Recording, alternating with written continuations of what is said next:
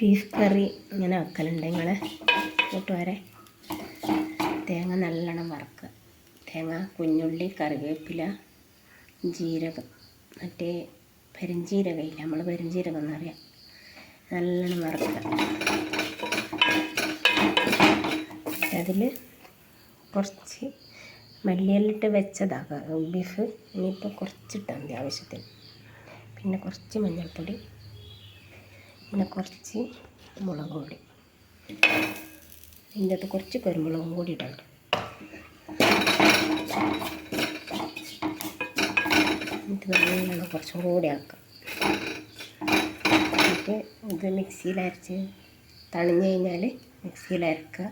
Beef കറി പാര അടിപൊളിയായിരിക്കും. Already ഉണ്ടാക്കിയതാ. ഇനി അതിൻ്റെ അകത്ത് ഇത് അരച്ച് വാർന്നാൽ അടിപൊളി സൂപ്പർ.